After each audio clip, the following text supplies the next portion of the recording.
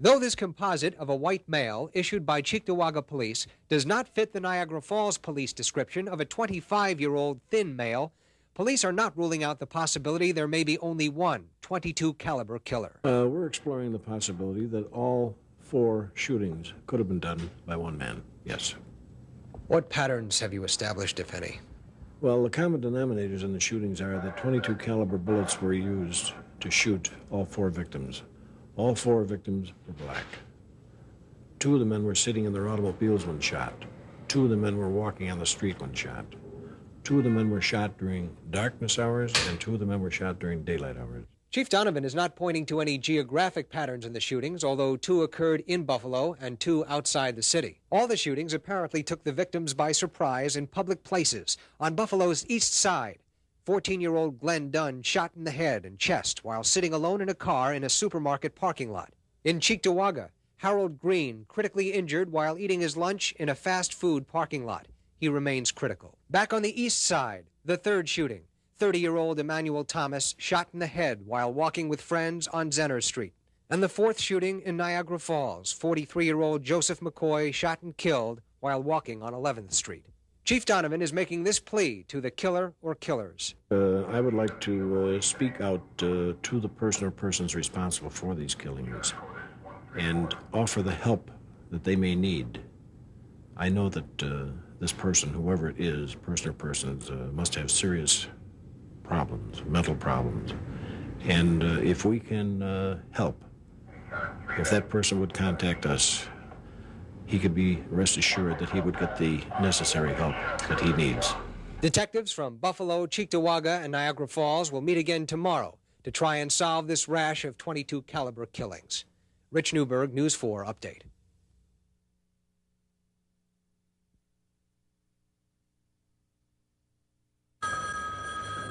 The phones at Buffalo's homicide office have been ringing with tips from the public aimed at capturing the .22 caliber killer. Right. Listen, now, you don't have to give me your name, but I would like to have it in case we do locate this man to make sure we're talking about the same guy or not. Police believe it is one killer because ballistic experts have determined from the shell casings it was the same gun, perhaps similar to one of these, that killed 14-year-old Glenn Dunn and 31-year-old Emmanuel Thomas of Buffalo, critically wounded another Buffalo man, and may have killed Joseph McCoy of Niagara Falls. Chief, what are the possibilities this killer could strike again? I see no reason for him stopping, really. He has killed people during the day and killed people at night. This killer, if it's one person, has taken the liberty in a very daring way of committing these crimes in open areas, sometimes in daylight. What does this tell you about his character and perhaps what he is saying to you as the authority figure? Well, I think that the individual is a sick man, and I feel that he could probably be helped if he would only let it be known that he needs help. This is the only composite of the suspected killer. It is being circulated by Cheektowaga Police. 6 additional men will be added to the Buffalo Homicide Office by Commissioner Cunningham. 20 officers and detectives have been assigned to find the .22 caliber killer before he may strike again. Rich Newberg, News 4, Buffalo.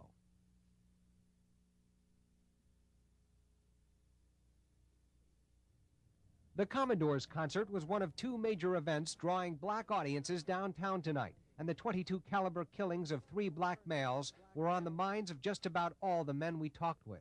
I'm going right after the concert. Yeah, I'm scared. I'm scared, but I'm with my friends and things, you know, they're going to take care of me and things. That's what it's a bit about. I'm more or less worried about, you know, if the security, how's the security around here and throughout the city. So I don't think I'll be at ease until something's actually done about it. As with most concerts, anyone with full pockets was frisked at the odd entrances. But security officials didn't expect the killer to make a showing tonight. No reason to be panicked, personally, you know. Because I feel it's a sick person. He gets people isolated. He doesn't come in a crowd and try to pull anything like this. So naturally, we will be alert. The other big event tonight was the Martin Luther King Awards banquet, where there was less noticeable concern about the killer. Councilman James Pitts also put any talk of community retaliation to rest. Racial overtones are something that can be sort of calm down if we have a good effort by the police department to find out who this person is. We are in the process of re-interviewing our witnesses in the hopes that their recall is better than it had been on that night when the killings occurred. We feel that they have had an opportunity now to reflect back on what happened, and if they had overlooked anything, they can tell us now. So the search continues for a white male suspected of killing 3 black men at point-blank range and critically wounding a 4th. Rich Newberg, News 4 Update.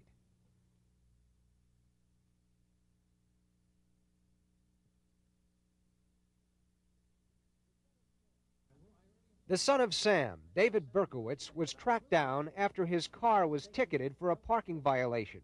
This simple infraction led to the arrest and conviction of the confessed killer of 6 people. Today, Assemblyman Arthur Eve asked News 4 to allow him to make a direct plea to Buffalo's Police Benevolent Association to stop the police slowdown so that the chances of catching the killer or killers of 6 black males in the area may be heightened. My plea to the PBA is that during this very serious time, that the PBA should urge all of its members not to participate in a slowdown, that every member should be out there serving this community to its fullest, because the murderer might be caught on a parking violation, traveling violation, as the son of Sam was. And so I beg and I plead with the PBA, please stop the slowdown until these murderers have been caught. When you talk to people on Jefferson Avenue, you get a range of reactions and a range of theories. But there's one common denominator. Everybody is angry. I feel it's a sin and shame that the Buffalo police haven't did anything about this.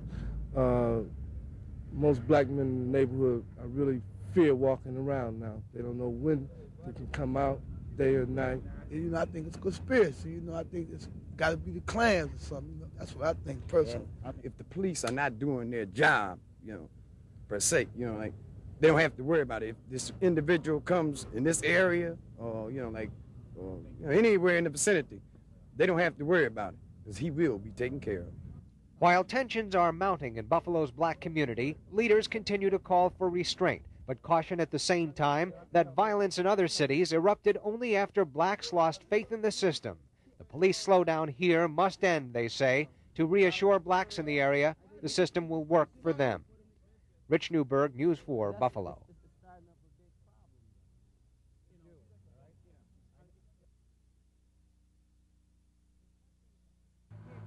Despite those efforts, somebody or some people have a different idea.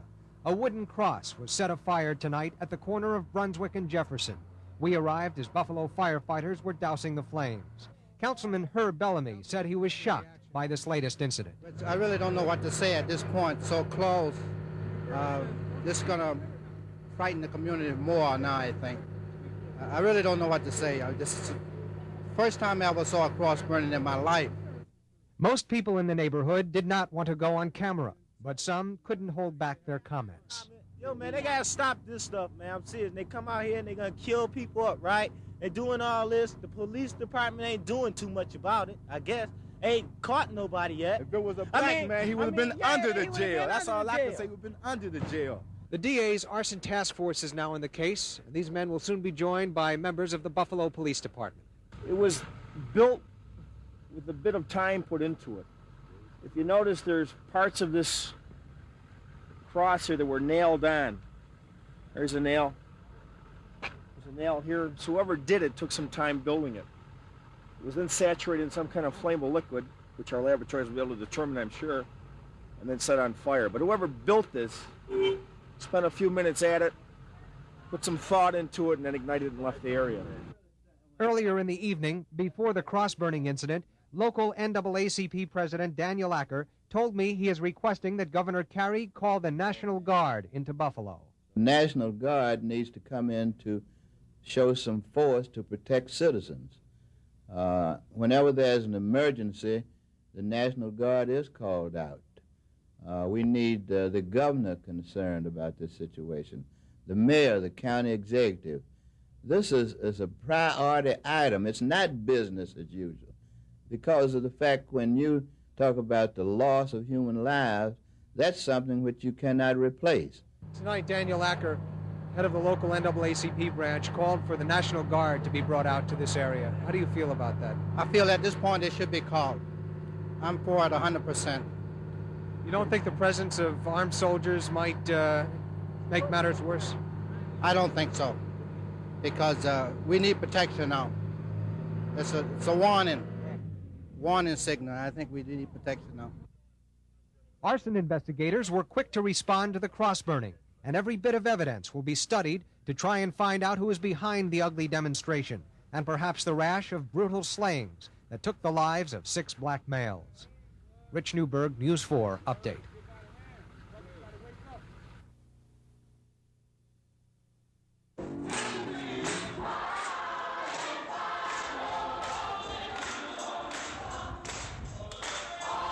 Though the occasion was a solemn one, there was a spirit generated at this historic gathering that uplifted those in attendance and unified this cross-section of people from all walks of life. The basis of this rally is a philosophy that violence against any one segment of the population is violence against all. We want to live in justice. We want to live in peace. We want to learn to love and learn to forgive. We want to get on with the process of healing. Out of this Unity Day rally will come a citizen task force, which will begin monitoring incidents of racial violence and the apprehension of those responsible. The local concern for this current wave of violence is shared internationally, as racial hatred, it was pointed out, knows no boundaries. The bomb planted in a parking lot outside a synagogue in Paris a couple of weeks ago, and the bullets killing innocent black civilians are the working of the same satanic and evil minds of racism. To think of man in terms of white, black, or yellow is more than an error. It is an eye disease, a cancer of a soul. Mayor Griffin and County Executive Rutkowski signed a proclamation decrying the senseless murders, but black leaders voiced the frustration of their people, pointing out there have been no arrests in connection with the murders. We will be looking to our political leaders, our mayor, our county executives, to in the following days give us something more specific than symbolic words. Though the sea of faces did appear as one mass of humanity, each person had a personal reason for being there. Sandy White has that story.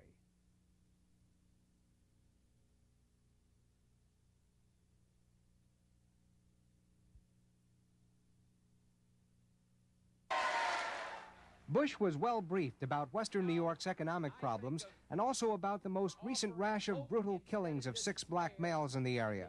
Last night, the Reverend Jesse Jackson, talking to Buffalo's black community, took a direct political slam at Ronald Reagan. I will vote! I will vote! I will retire Reagan! I will retire racism! At a news conference today, Bush responded to the words of Reverend Jackson. But if he tried to equate racial unrest with Governor Reagan as President of the United States, that is a grossly unfair comment with no fact to back it up. Governor Reagan's record in appointment of blacks and in concern for blacks is a good record. He's a compassionate individual. Bush praised local leaders for keeping cool heads and said common sense must prevail. Bush's Buffalo visit caps a 2-day campaign swing through parts of Connecticut, Massachusetts, and New York. Bush will speak tonight to an Italian-American Columbus Day benefit at the Statler, and Marie Rice will have a complete report at 11. Thank you so much. Thank you. We, like Atlanta, have been hurting. Our manpower has been concentrating on one case, which takes them off other cases. So we're asking for financial assistance and technical assistance. During the first rash of killings beginning in September, scenes like this one in Buffalo's police homicide office dominated the news. You don't have to give me your name, but I would like to have it in case we do locate this man to make sure we're talking about the same guy or not. There have been 4 shootings and 3 fatal stabbings of black males in the greater Western New York area since September. And although the killings no longer make headlines here, black leaders say the fear factor is still very high. The fear is very much alive, and people are beginning to say that if the law cannot protect us, we'll try to protect ourselves. That's just what happened today in Atlanta, as police cracked down on a vigilante group known as the Self-Defense Patrol. Surrounded. And join hands. While these armed men were arrested, other peaceful citizens continued the weekly search for young victims of the child killer. And Sam Ford has that story. No, don't get too far down in there now. Let's kind of keep it in a line. When James Dutton isn't leading searches, he's often doing other community work. He's a retired Atlanta businessman who has missed only 2 of the 23 searches. When our children are being snatched and killed, we just can't sit at home. When there's something that we can do, we have to get out and try. That's also how Maddie Jackson feels. She works at a mental health center during the week, but with 3 exceptions, this mother of 8 natural children and 2 foster children has been in the woods every Saturday morning. I've used all my energy out in the woods, instead of trying to create a whole lot of problem within the city. And a lot of people feel that this would bring on racial type problem in the city. But I can see people using up all that hate and anxiety out in the woods, beating back bushes and trash, walking through the creeks, looking on the rocks and things. They're getting it all out of the system. The searchers have found only 1 child's remains so far, but authorities say they have turned up helpful evidence in the child investigations as well as other cases. But 2 children are still on the missing list, and search organizers say until they are found and the child case is solved, the volunteers will be here on Saturdays. Sam Ford, CBS News, Atlanta.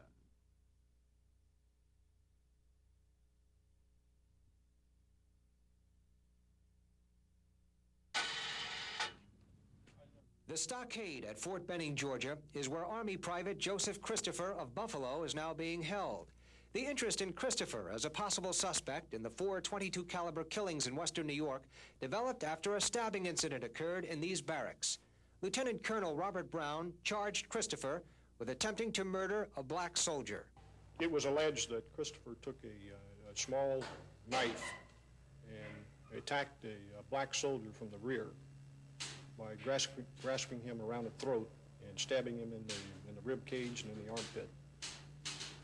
Unprovoked? Completely unprovoked.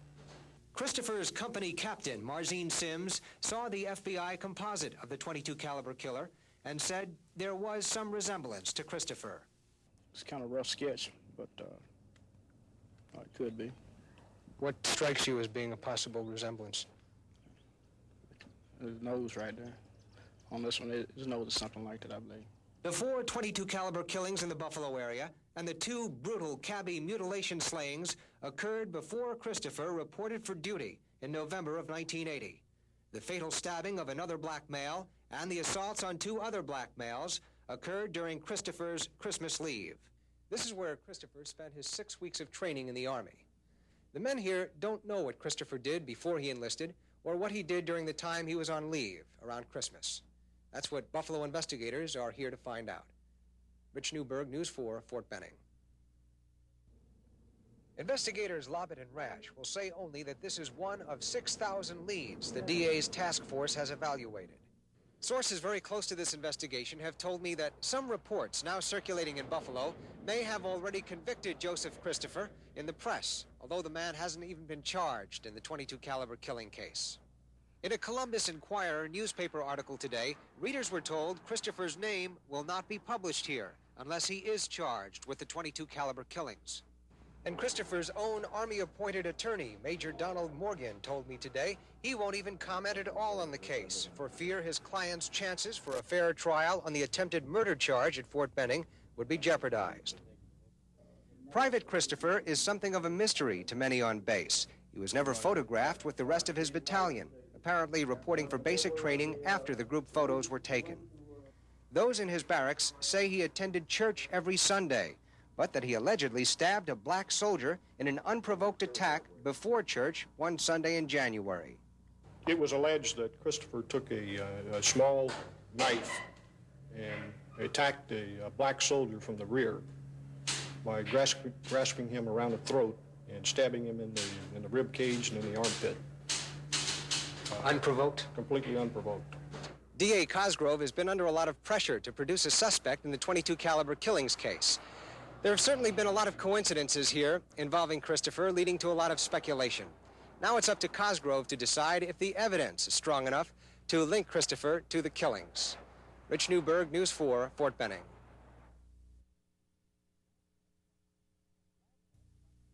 Lab tests like these conducted earlier in the .22 caliber killer probe will help DA Cosgrove decide if the .22 caliber shells confiscated from the East Side home of Joseph Christopher match the markings of the shells actually fired in the .22 caliber killings. This is how the earlier tests were conducted. Well, what we do in the comparison microscope, we examine two objects juxtaposed. Here is the photomicrograph of a cartridge case here, the line of demarcation, another cartridge case here.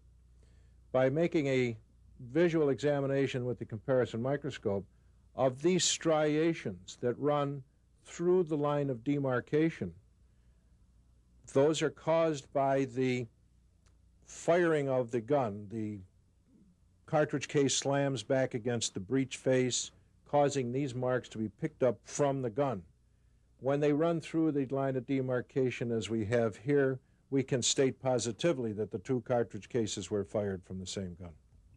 Pictures of Buffalo Army Private Joseph Christopher are being shown to witnesses of the .22 caliber and knife slayings in western New York. Christopher has been charged with attempted murder of a black soldier at Fort Benning, Georgia, but Erie County District Attorney Cosgrove will not say whether or not he is a suspect at this point in the .22 caliber probe. Buffalo investigators Lobbett and Rash, who visited Christopher at the Fort Benning stockade, where he is now being held, are now looking for Albert Menifee, a Buffalo black who survived a knife attack New Year's Eve at the corner of Main and West Utica. Menifee got a look at his attacker and is considered a key witness in the investigation. The .22 caliber killer probe has lasted 7 months and has involved some 6,000 leads for detectives.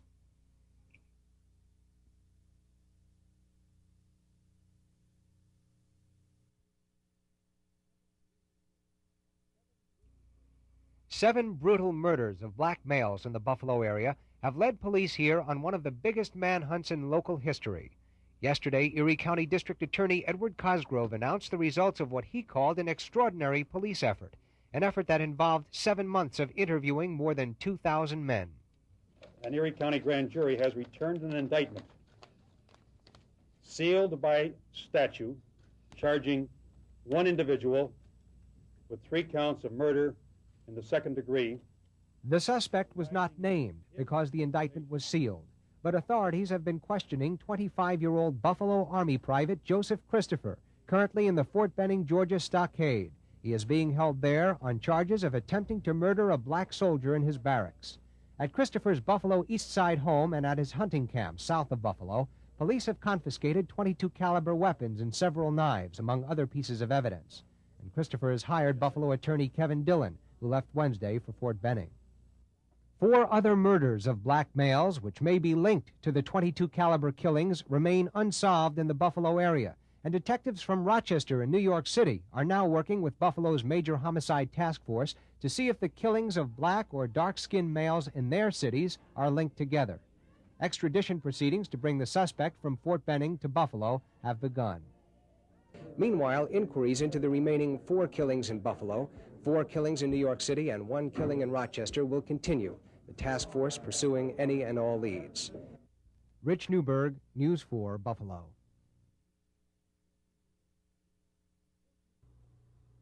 "14-year-old Glenn Dunn was the first victim in a series of brutal .22 caliber killings.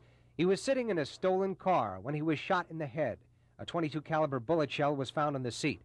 The next day, 32-year-old Harold Green was eating his lunch in his car at a fast food parking lot on Union Road in Cheektowaga when he too was mortally wounded, shot in the head with a .22 caliber gun. A few hours later, 31-year-old Emmanuel Thomas was shot to death as he walked on East Ferry Street. He was shot with a .22 caliber gun. Today, 25-year-old Joseph Christopher, a Buffalo Army private, was believed to be the man indicted for these murders. But there are still 4 Buffalo murders remaining open in this investigation. Another .22 caliber killing in Niagara Falls, the shooting victim, 43-year-old Joseph McCoy. The October murder of 71-year-old cab driver Parler Edwards, whose heart was cut out and whose mutilated body was found in the trunk of his taxi near the Thruway's Williamsville toll barrier. And the murder the following day of another cab driver, 40-year-old Ernest Jones, whose heart was also cut out and whose body was found on the shore of the Niagara River near the end of Sheridan Drive in the town of Tonawanda. And finally, the New Year's Day stabbing death of Roger Adams, waiting for a bus on Broadway in Buffalo. But that's not where the probe ends. Today, Rochester police were visiting Buffalo to gather information on their probe in the death of Wendell Barnes, also stabbed, like Adams, in the chest by a white male. Rochester police now have pictures of Joseph Christopher to take back to Rochester. Well, we picked up photographs, a set of fingerprints, and some background information on the individual under investigation up here. We've studied the case files on the other assaults up here. We're studying the similarities to see if we can come up with a link.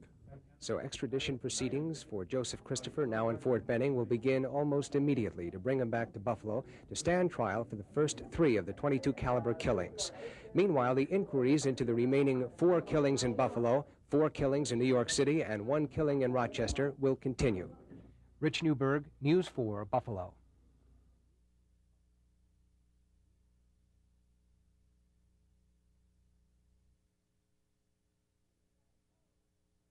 We say no! We say no!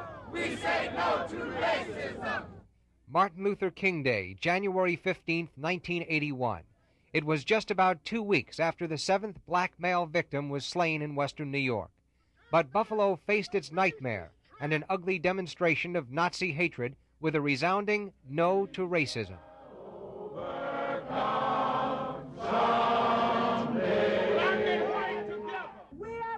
Victory today that will never be forgotten.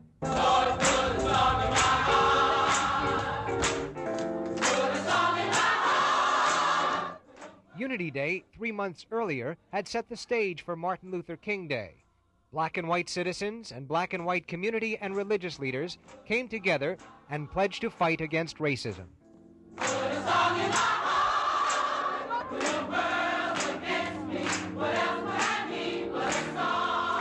But was the pledge an empty one? And what assurances and evidence do we really have that Buffalo is trying to fight racism? At the time, many promises were made to set up a committee that was going to deal with racism. That has not happened. That was supposed to be spearheaded by the county executive and the mayor. If it's going to be real, then things have to be done after that. We must follow through on our promises. And I'm very disappointed that it has not happened, and I would like to see it happen. If any one group can be cited for trying to make inroads and improved race relations, it is the clergy. At area churches, black and white congregations are attending each other's services and conducting home seminars when church is over, while an organization of 35 ministers and rabbis calling itself The Group meets to discuss racism. And a third effort by the Buffalo Area Metropolitan Ministers, or BAM for short, is trying to organize hearings on housing and unemployment discrimination in the city. I've seen a lot more open sharing. I've seen, at least among the black religious leaders and white religious leaders getting together, really being able to say some things I don't think they would have been able to say a year ago, 2 years ago. They're really leveling with one another, and a basic level of trust is building there to the point that I think we can take some action. Word yesterday from the DA that a suspect has been indicted in the .22 caliber killing case eased tension somewhat in a city seized earlier by fear and frustration. But Sister Joan Malone of the Buffalo Center for Justice remains skeptical about any real changes in racial attitudes stemming from the investigation. I think the same racial atmosphere that gave rise to the 7 murders manifests itself in many other ways in the city of Buffalo. An increase of racial epithets, racial jokes, stereotypical judgments. Compound this with the impact that the budget cuts are going to have on the poor and near poor in our city. We have a very explosive situation. If Buffalo could capture the spirit and promise of Unity Day, say observers, the city could emerge from its period of horror all the wiser. Rich Newberg, News 4 Update.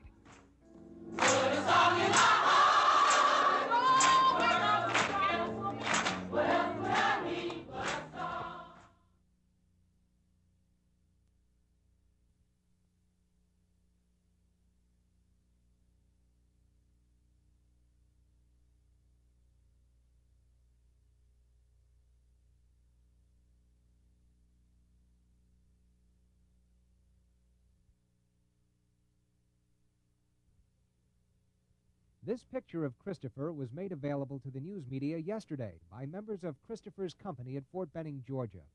At Fort Benning, Christopher was charged with attempting to murder Leonard Coles, a black private from Virginia. That stabbing incident and the charge against Christopher may have triggered the interest of Buffalo authorities. Police investigators Melvin Lobbett and Thomas Rash spent 3 days at Fort Benning, where Christopher is being held in the stockade. Sources close to that investigation told me Christopher referred all questions to his Army-appointed attorney, who would not talk with reporters. While all this was going on in Fort Benning, a search of Christopher's East Side Buffalo home and hunting camp in Chautauqua County turned up a .22 caliber Ruger rifle magazine, said to be the same make of the weapon used in the 4 .22 caliber killings in western New York. Police also confiscated a .22 caliber gun barrel, 2 sawed-off gun stocks, .22 caliber ammunition and spent shells, and a variety of knives. They also found a black knit watch cap and a green Army-style rain jacket. The evidence has been sent to the lab for analysis. Joseph Christopher, seen here in a 1974 Burgard High School yearbook picture, has been described as a loner, but a good son and a church-going man. His fellow soldiers told me Christopher attended church every Sunday during his 6 weeks of basic training, but that he allegedly stabbed Coles one Sunday morning before church. Army officials told me that while he was being held in the stockade, he tried to take his own life by slashing himself with a razor blade. There are still many questions unanswered about Christopher, but D.A. Cosgrove is not saying a word about the investigation, only that his men will be working throughout the weekend and that he hopes to resolve all problems, as he says, as soon as possible. Christopher has not been charged with any of the killings in western New York and is now only considered a subject worthy of questioning.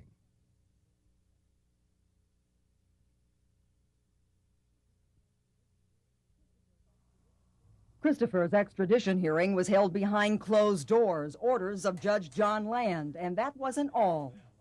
Not only was the extradition hearing closed here at the Government Center, but Superior Court judge ordered all reporters and photographers off the 10th floor, the floor where that hearing was to take place. The local sheriff, Gene Hodge, told me that was highly unusual.